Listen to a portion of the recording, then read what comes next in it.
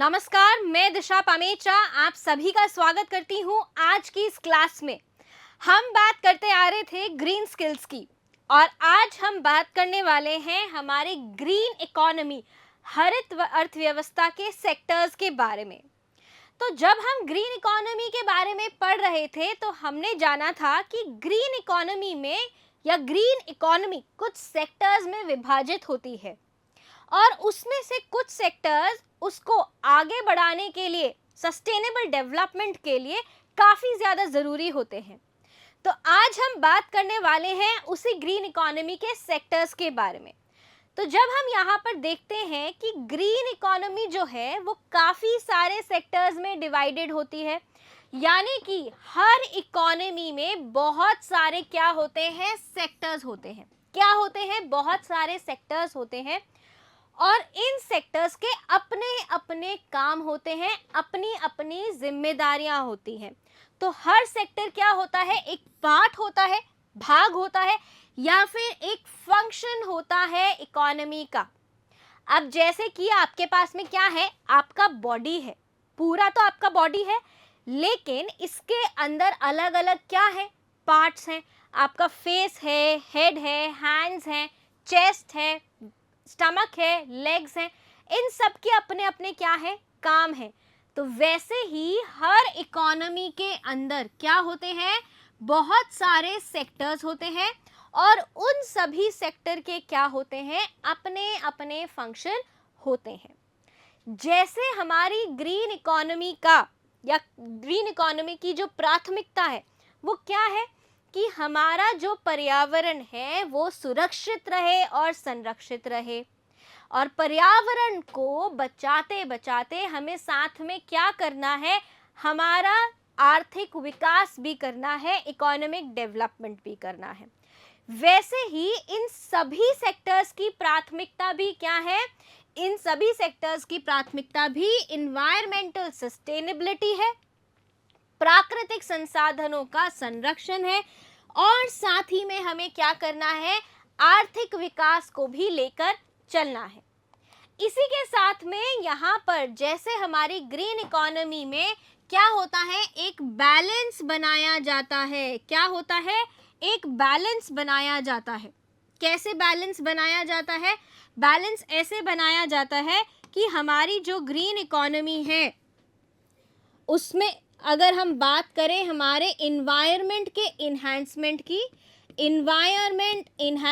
की और प्रोटेक्शन की, या फिर अगर हम बात करते हैं हमारे इकोनॉमिक ग्रोथ की, डेवलपमेंट की, तो ये दोनों चीज़ें कैसी होनी चाहिए? ये दोनों चीज़ें बैलेंस्ड होनी चाहिए, संतुलित होनी चाहिए। तो यहाँ पर हमें क्या करना है, हमारे को हमारे निम्नलिखित जो क्षेत्र है जिनके बारे में हम आगे पढ़ने वाले हैं उन पर ध्यान केंद्रित करना है और साथ ही में आर्थिक विकास और पर्यावरण संवर्धन और संरक्षण के बीच में एक संतुलन बनाकर चलना है।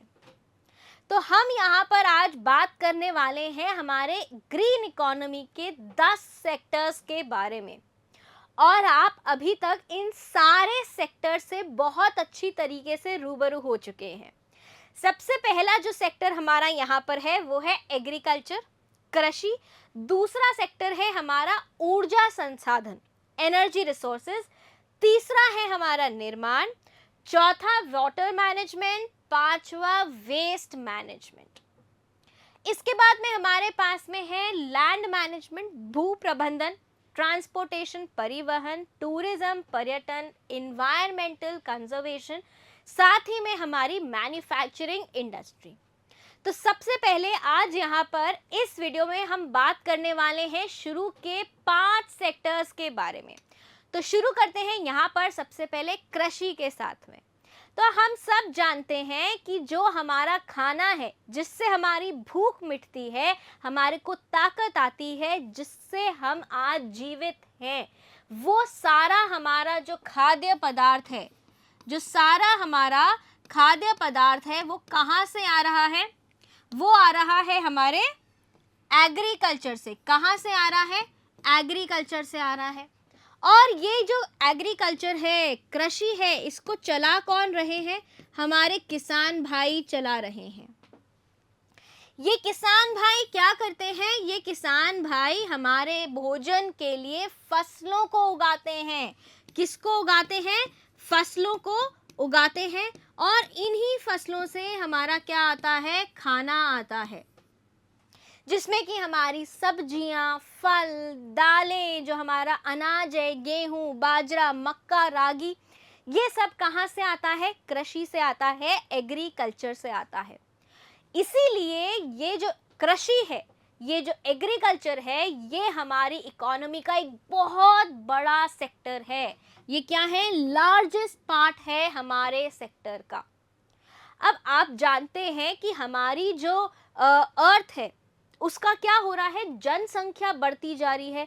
पॉपुलेशन क्या हो रही है? पॉपुलेशन बढ़ती ही जा रही है।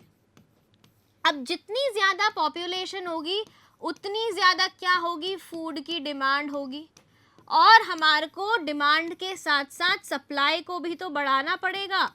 और अगर हमें सप्लाई को बढ़ाना है, उसके लिए हमारे को फूड का प्रोडक्शन बढ़ाना पड़ेगा, खाद्य पदार्थों का उत्पादन बढ़ाना पड़ेगा। बात समझ में आ रही है? जब भी हमारे को हमारी उत्पादन बढ़ाना है कृषि का, तो हमारे को खेती करनी पड़ेगी, और खेती के लिए क्या चाहिए? हमारे को जमीन चाहिए। जंगल काटने पड़ेंगे काफी सारे, कि उन जंगलों की जगह हम क्या कर सकें? हमारी कृषि कर सकें। तो हमारा यहाँ पर क्या हो रहा है? Over use of land resources हो रहा है, और लैंड हासिल करने के लिए हम क्या कर रहे हैं? डिफॉरेस्टेशन कर रहे हैं, वनों की कटाई कर रहे हैं। साथ ही में हम हमारे जो खाद्य पदार्थ हैं, फसलें हैं, उनको कीट से बचाने के लिए क्या यूज कर रहे हैं? कीटनाशक यूज कर रहे हैं। और हमारी मिट्टी की फर्टिलिटी को बढ़ाने के लिए क्या कर रहे हैं? फर्टिलाइजर्स यूज कर रहे हैं, पेस्टिसाइड्स यूज कर रहे हैं। क्या यूज कर रहे हैं? पेस्टिसाइड्स यूज कर रहे हैं, कीटनाशक यूज कर रहे हैं, इंसेक्टिसाइड यूज कर रहे हैं। क्या यूज कर रहे हैं? इंसेक्टिसाइड यूज कर रहे हैं। ये सब तो हम कहाँ यूज कर रहे हैं? जमीन में यूज कर रहे हैं। ये सब क्या है? विषैले पदार्थ है, जहरीले पदार्थ है। तो ये हमारी किसको प्रदूषित कर रहे हैं?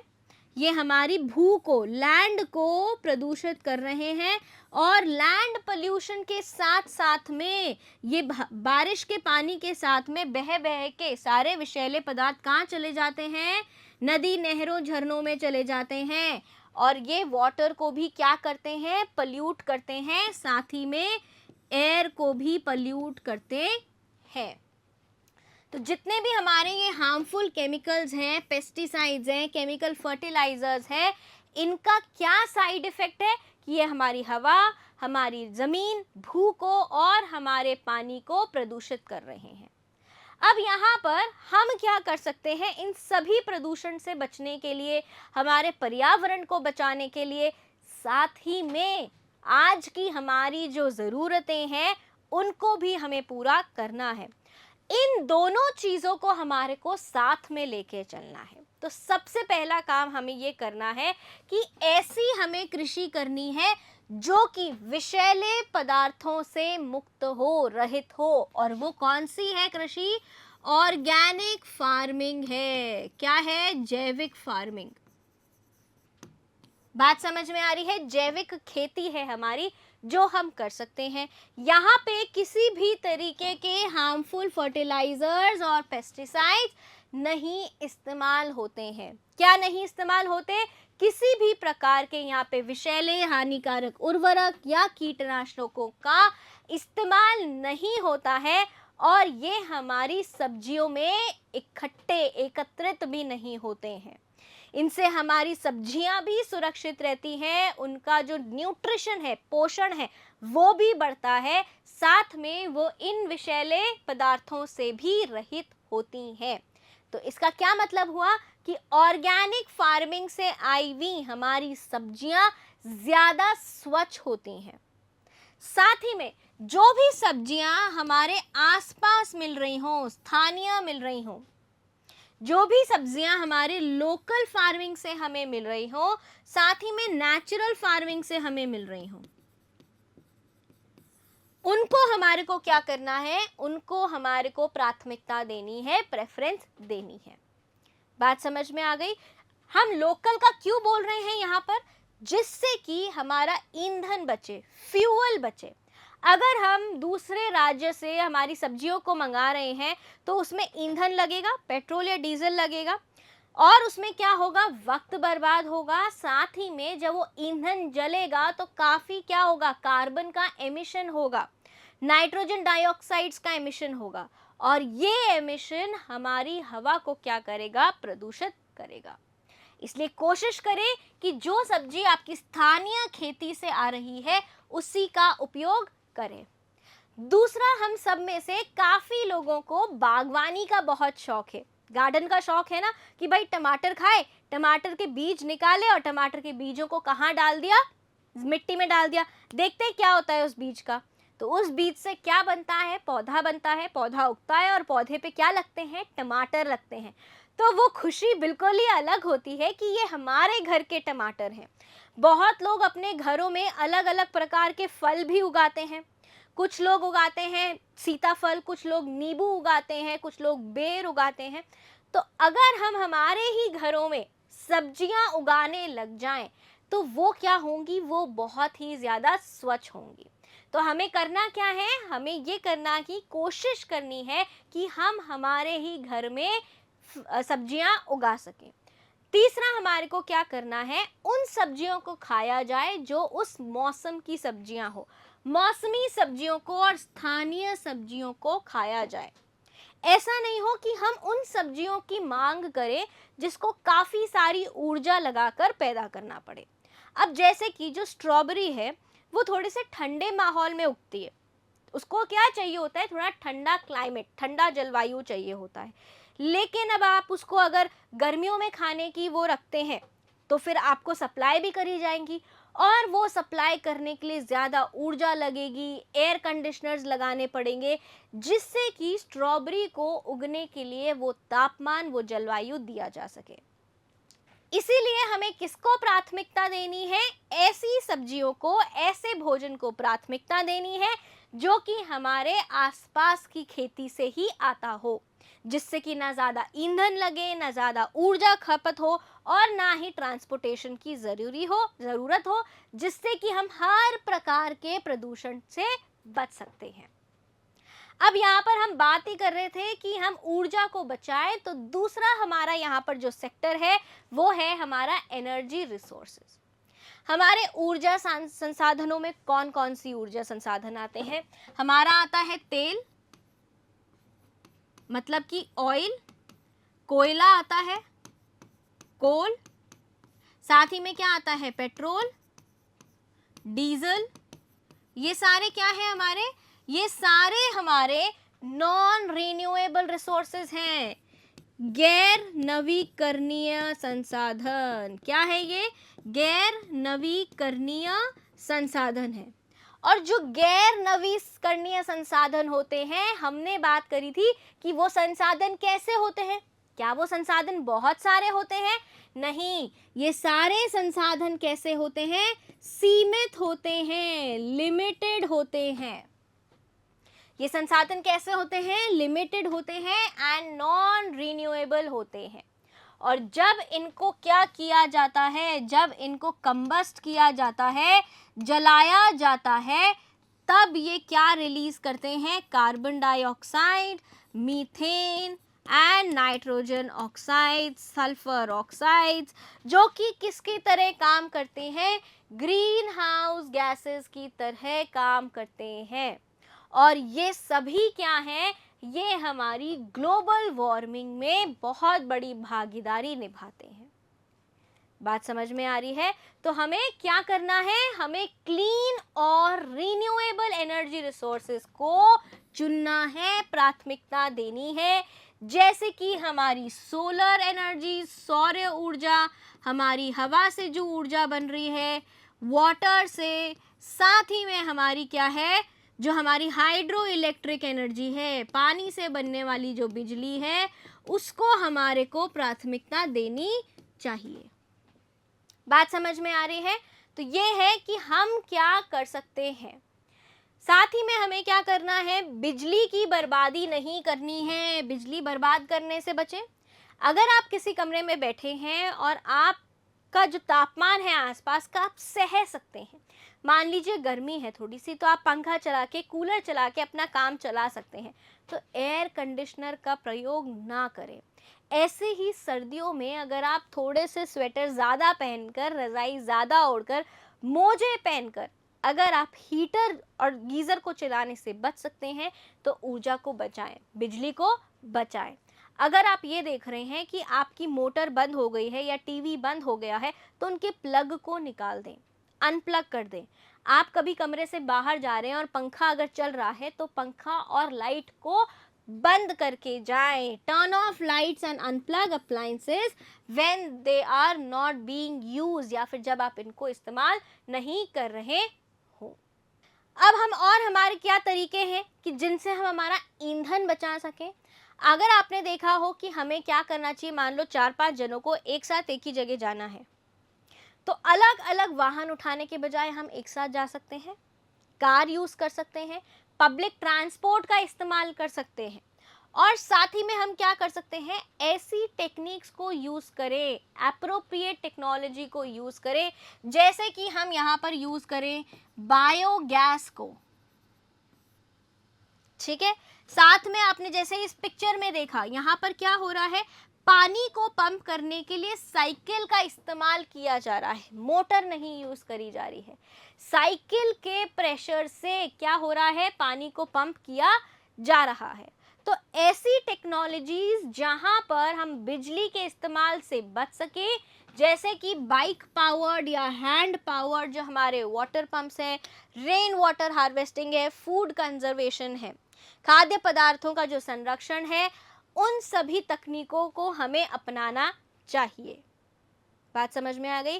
खाद्य पदार्थ के संरक्षण के हम फायदे पहले ही पढ़ चुके हैं कि कभी कोई आपदा आ जाती है हमारे देश में या किसी और देश में, तो उस वक्त में हमारे पास में इतना खाना होना चाहिए कि हम जीवित रह सकें। बढ़ते हैं हमारे तीसरे सेक्टर के ऊपर, जो कि है कंस्ट्रक्शन, निर्माण। कंस्ट्रक्शन में क्या होगा, कंस्ट्रक्शन में हमारा इकोनॉमिक डेवलपमेंट होगा, जिससे कि क्या क्या बनेंगे, रोड्स बनेंगे, ब्रिजेस बनेंगे, पुल बनेंगे, बिल्डिंग्स बनेंगी। क्या बनेगी, बिल्डिंग्स बनेंगी। और इन सब को बनाने के लिए क्या चाहिए, रेत चाहिए, कंक्रीट चाहिए। क्या चाहिए, कंक्रीट चाहिए, कंक्रीट भी चाहिए, बिल्कुल चाहिए। तो ये सब कहाँ से आते हैं, ये सब आते हैं हमारी नदी के तल से। कहाँ से, नदी के तल से आते हैं, रिवर बेड से आते हैं। दूसरा, ये कहाँ से आते हैं, ये पहाड़ों की खुदाई से आते हैं। कहाँ से आते हैं, पहाड़ों को खोदकर आते हैं और पहाड़ों में बॉम्ब को लगाकर, विस्फोट कर कर उनको फोड़ा जाता है, जिससे कि क्या होता है, बहुत ज़्यादा मिट्टी फैलती है हवा में। जब हम एक जगह से दूसरी जगह रेत को ट्रांसपोर्ट करते हैं, तब भी यही होता है कि हमारी मिट्टी के फैलने की वजह से हवा का प्रदूषण होता है। हवा का प्रदूषण होता है, हमारी जल का प्रदूषण होता है, और इन सब से किसमें बदलाव आता है, ग्लोबल रिसोर्सेज में और हमारे जलवायु में। ये जितने भी हमारे मिट्टी हैं, पत्थर हैं, सैंड है, ये सब कहाँ से आती हैं, ये सब आती है हमारी नदी के तल से। माउंटेन्स को खोद के, क्वॉरिंग करके, पहाड़ों में उत्खनन करके, और इनकी वजह से क्या होते हैं, इनकी वजह से प्राकृतिक आपदाएं आती हैं, नेचुरल कैलामिटीज होती हैं। जब पहाड़ों को खोदा जाता है, तो पहाड़ों की जो ज़मीन होती है वो हिल जाती है। हिलने की वजह से भूकंप आ सकता है, भूस्खलन हो सकता है, और बार बार बाढ़ के आने की भी समस्या बढ़ सकती है। क्यों बढ़ सकती है बाढ़ आने की समस्या? क्योंकि क्लाइमेट चेंज हो रहा है, जलवायु में परिवर्तन हो रहा है, जिसकी वजह से ग्लोबल वार्मिंग हो रही है। जिसकी वजह से क्या हो रहा है, ग्लोबल वार्मिंग हो रही है, और जो हमारे क्या हैं, ग्लेशियर्स हैं, वो मेल्ट हो रहे हैं। ग्लेशियर्स मेल्ट हो रहे हैं, जिनकी वजह से समुद्र का जो पानी का लेवल है, वाटर लेवल है, वो बढ़ रहा है। और इनसे क्या आ रही है, बार बार डिस्ट्रक्शन हो रहा है बाढ़ के आने की वजह से। बात समझ में आ रही है? तो हम यहाँ पर जब जितना भी हम ट्रांसपोर्ट कर रहे हैं ये कंस्ट्रक्शन मटेरियल, उससे एयर पोल्यूशन हो रहा है, नॉइज का पोल्यूशन कितना ज़्यादा हो रहा है, हवा में जब ये पार्टिकुलेट मैटर फैल रहा है तो इससे कितनी ज़्यादा श्वसन संबंधी बीमारियां हो सकती हैं, ब्रीदिंग प्रॉब्लम्स हो सकती हैं। साथ ही में आपने देखा होगा कई बार कुछ बिल्डिंग्स ऐसी बनी होती हैं जो कि सूरज की रोशनी को काटती हैं, हवा के संचार को काटती हैं और बहुत ही अजीब गरीब ढंग से बनी होती हैं। इनकरेक्टली बिल्कुल क्या होती हैं, गलत डिज़ाइन वाली इमारतें होती हैं जिनमें एयर कंडीशनिंग भी ज़्यादा लगती है, बिजली का खपत भी ज़्यादा होती है, पानी भी ज़्यादा लगता है। अगर हम पूरी तरह देखें तो हमारी ऊर्जा का खपत जो है वो बहुत ज़्यादा अधिक होता है। तो हमें क्या करना चाहिए, हम क्या कर सकते हैं, हम ये कर सकते हैं कि हम ऐसे मटेरियल का कंस्ट्रक्शन में, निर्माण में इस्तेमाल करें जो कि लोकली मिले, लोकली अवेलेबल हम कंस्ट्रक्शन मटेरियल का इस्तेमाल करें। जो भी कंस्ट्रक्शन मटेरियल हो वो ग्रीन बिल्डिंग मटेरियल हो।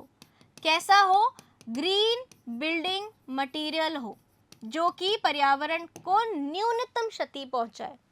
तीसरा हम क्या कर सकते हैं, हम एनर्जी एफिशिएंट तरीकों का इस्तेमाल कर सकते हैं। क्या कर सकते हैं, एनर्जी एफिशिएंट तरीकों का, ऊर्जा कुशल तरीकों का इस्तेमाल कर सकते हैं। बात समझ में आ गई? अब यहाँ पर और हम क्या कर सकते हैं, हमारी बिल्डिंग्स में क्लीन एनर्जी, स्वच्छ ऊर्जा का इस्तेमाल करें और ऊर्जा की जो नुकसान है उससे हम, बर्बादी से हम बचें। और हमें क्या करना चाहिए, यहाँ पर जितने भी हमारे लोकली मिलने वाले कंस्ट्रक्शन मटेरियल हैं उनको हमें इस्तेमाल करना चाहिए। उनकी हमें क्या देखनी चाहिए, फ़ायदे देखने चाहिए। साथ ही में हमें ये भी समझना चाहिए कि हम जितना ट्रांसपोर्टेशन बचाएंगे उतना हम हमारी ईंधन की खपत को भी कम करेंगे। साथ ही में अगर आपको लगे कि आपके घर के आसपास कोई ऐसा बहुत बड़ा निर्माण का प्रोजेक्ट चल रहा है, कंस्ट्रक्शन प्रोजेक्ट चल रहा है जो कि बहुत बड़े पैमाने पर बन रहा है और प्रदूषण कर रहा है, तो आपको स्थानीय अधिकारियों को, लोकल अथॉरिटीज़ को ज़रूर सूचित करना चाहिए। तो ये सब वो था जो हम हमारी तरफ से हमारे पर्यावरण के लिए कर सकते हैं। आइए जानते हैं कि वाटर को, पानी का प्रबंधन हम कैसे कर सकते हैं। तो पानी जब हम नाम लेते हैं तो पानी का नाम लेते ही क्या लगने लग जाती है, प्यास लगने लग जाती है। यानी कि जो हमारा जीवन है वो किस पर निर्भर है, पानी पर निर्भर है। तो जो पानी है वो हमारा सबसे महत्वपूर्ण संसाधन है। हर चीज़ के लिए पानी चाहिए, हमें जीवित रहने के लिए, पेड़ों को, जानवरों को, जितने भी हमें कार्य करने हैं, चाहे वो घर के कार्य हो, कृषि हो, इंडस्ट्री हो, रिक्रिएशन हो, सब जगह हमें पानी चाहिए। तो पानी क्या है, हमारा सबसे महत्वपूर्ण संसाधन है। अब आपने देखा होगा कि हमारी जो जनसंख्या है वो बढ़ती जा रही है। क्या हो रहा है, जो हमारी जनसंख्या है वो बढ़ती जा रही है, तो जितने ज़्यादा लोग उतनी स्वच्छ पानी की ज़रूरत। तो यहाँ पर दुनिया में अरबों लोगों को स्वच्छ और पीने का पानी उपलब्ध नहीं है। साथ ही में ये जो जनसंख्या में वृद्धि हो रही है, इस समस्या को और भी ज़्यादा गंभीर बनाती है। यहाँ पर तो हमें करना क्या है, या हम क्या कर सकते हैं, जितना भी पानी हम इस्तेमाल करें बहुत सोच समझ कर इस्तेमाल करें, समझदारी से इस्तेमाल करें। अगर हम देख रहे हैं कि नल खुला है तो उसको बंद कर दें और बंद करके दूसरा काम हम करें। अगर आपके घर में कोई भी ऐसे नल हैं या पाइप है जो लीक हो रहे हों, उनको ठीक करवाएं जिससे कि पानी की बर्बादी को रोका जा सके। तो ये क्या है, हमारा घरेलू क्या है, प्रबंधन है पानी का।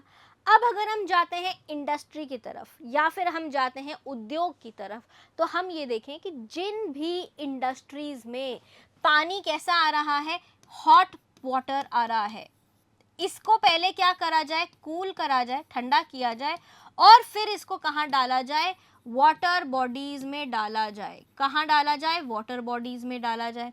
अगर हमारे पास में सीवर वाटर आ रहा है तो इस सीवर वाटर का पहले हमारे को क्या करना है, उपचार करना है, ट्रीटमेंट करना है। क्या करना है, ट्रीटमेंट करना है, और उसके बाद ही हमें इसको नदी या नहरों में बहने देना है। नहीं तो क्या होगा, इस सीवर वाटर में बहुत सारे क्या होंगे, जीवाणु होंगे, जो कि बहुत सारे डिजीजेस, बीमारियां स्प्रेड कर सकते हैं। बात समझ में आ गई? तो ये हम क्या कर सकते हैं, ये कुछ हमारे इंडस्ट्री के तरीके होने चाहिए जिनसे हम पानी का संरक्षण कर सकें, उसे बचा सकें, उसका प्रबंधन कर सकें। आगे हम यहाँ पर बात करते हैं वेस्ट मैनेजमेंट की। वेस्ट को कैसे हम मैनेज करें, वेस्ट का, अपशिष्ट का प्रबंधन हम कैसे करें। तो देखिए, हम जब भी कुछ काम करते हैं, मान लीजिए आपने पेपर से कुछ बनाया, जब आपने पेपर से कुछ बनाया तो आपने उसका कटिंग करा, कटिंग करने के बाद क्या होता है, काफ़ी सारा कचरा निकलता है, वेस्ट निकलता है। उस वेस्ट को आप फेंक सकते हो, और नहीं तो आप उस वेस्ट से कुछ और चीज़ बनाने का सोच सकते हो। दो काम कर सकते हो। अगर आपने उसको फेंक दिया तो वो वापस काम में नहीं आ पाएगा, वो वेस्ट हो जाएगा पेपर। और अगर आपने उसको किसी तरह से वापस से रीयूज कर लिया या उसको रिसाइकिल कर लिया तो कचरा भी कम बनेगा और पोल्यूशन, प्रदूषण भी कम होगा। तो हमें क्या करना है, बिना सोचे समझे कचरे को फेंकना नहीं है, क्योंकि अगर हम एक बार कचरे को फेंक देते हैं तो हमारा जो मौका होता है उसको दोबारा यूज करने का, उसका रिसाइकलिंग करने का, वो मौका हम खो देते हैं। और इससे क्या होता है, ये कचरा कहाँ जाएगा, या तो जमीन पे, पानी में, या हवा में जाएगा। क्या जाएगा, जमीन में जाएगा, पानी में जाएगा, या हवा में जाएगा, और क्या फैलाएगा, प्रदूषण फैलाएगा। तो हमें करना क्या है, हमें करना है कि हमें कुछ पॉलिसीज अपनानी है। हमने बात किसकी करी थी, 3 Rs पॉलिसी की बात करी थी, जिसमें हमने कचरे को सबसे पहले कम करने की बात करी, रिड्यूस, जितना ज़रूरत हो उतना ही सामान लें जिससे कि वेस्टेज कम हो। अब अगर आपके पास में कचरा आ ही रहा है तो उसको रीयूज करें, उसका वापस से पुनः इस्तेमाल करें, और अगर आपके पास में पुनः इस्तेमाल नहीं किया जा सकता है तो उसको पुनर्चक्रण करें, उसका रिसाइकलिंग करें।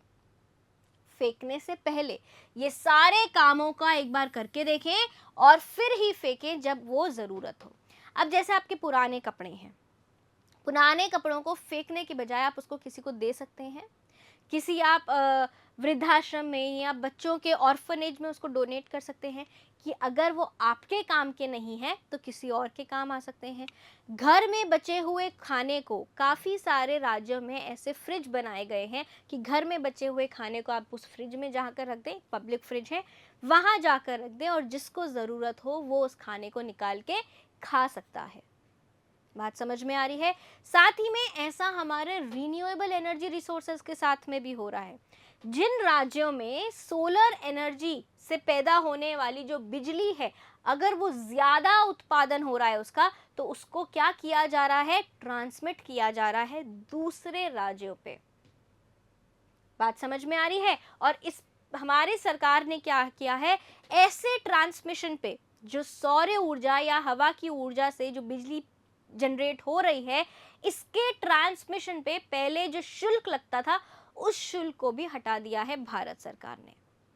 तो आप देख रहे हैं कि हमारे साथ साथ हमारी सरकार भी हमारे जितने भी प्राकृतिक संसाधन हैं, हमारा पर्यावरण है, उसको संरक्षित करने के लिए जोर शोर से लगी हुई है।